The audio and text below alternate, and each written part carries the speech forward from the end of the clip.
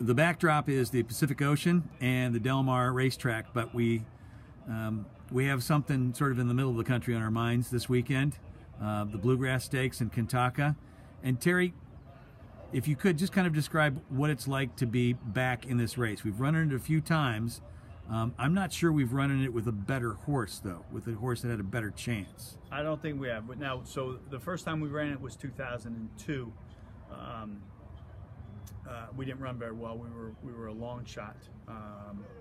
But in 2011, we just got beat like a long head, and we come back and we hope the third time's a charm. But you're absolutely right.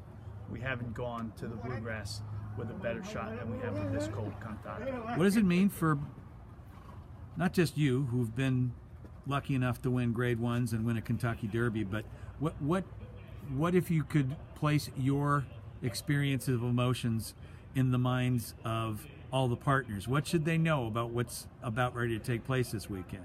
Well, one of the big things is, and we talk about it a lot, is you just have to relax and really take everything in. I know a lot of the partners, but not all of the partners on Kentucky are journeying to Lexington, Kentucky over the next day or two to be there on Saturday. So just take it all in. We talk about it a lot.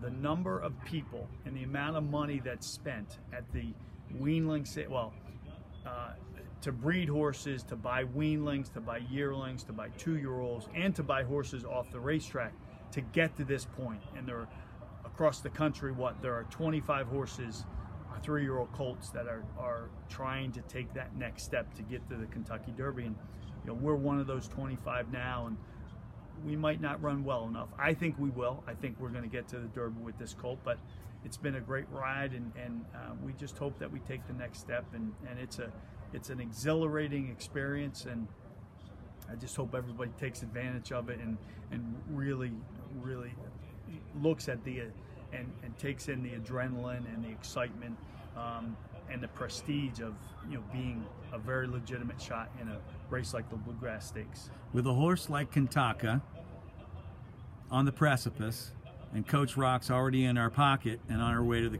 Kentucky Oaks, we've talked about, boy, wouldn't it be great if we could just make it to the Kentucky Derby back in 2006, and boy, wouldn't it be great if we could make it and run big in 2014, and boy, wouldn't it be something we could actually win the Kentucky Derby.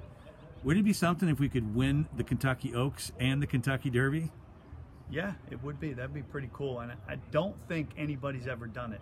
I'd have to check the records, but I do know this. Once you go through a couple iterations of it, that, all right, you've done that. You checked the box. You've been there. You've been through the excitement and the adrenaline and the walkover and the post parade, and my old Kentucky home for the Derby and the parade of pink for the Oaks. Now you have to go there with a legitimate shot, or you don't need to go. And I really think, certainly with Coach Rox, we're going to have a very legitimate shot. I don't think that they're going to beat her in the Oaks. I really don't. And this colt, I've been talking to people. It's amazing the difference in his stride and the physical presence of this colt vis-a-vis November 1st. It's been a dramatic change, and he's a bigger, stronger. He's he's a lot more free-flowing than he was. And I know he could just be a miler. Obviously, that you look at his pedigree and that jumps out. But that doesn't mean a thing, because there have been plenty of milers that, with the right setup, have done really well in the Kentucky Derby. And I really just can't wait for the Bluegrass to see how we stack up against a very, very solid group of 3-year-old colts. But there's not a single horse in there that we're running against that we would look at and say, we just can't beat that horse, or without a horrible trip, that horse is not going to win. So we're in with a big chance. It's a big field, which I think in a lot of ways is advantageous to a horse that comes from Abbott like we do. And I just hope we turn for home and we got a shot to affect the outcome in the Bluegrass. And I think there's a lot of good vibes, and I know Jerry Hollendorfer is really bullish on this colt, and I think that we made the right move by going to the Bluegrass instead of the Wood, and I think we're going to upset the apple cart in the Bluegrass in a couple days. Your lips to God's ears. Now wait for the snowstorm to land. Thanks, Terry. Thank you.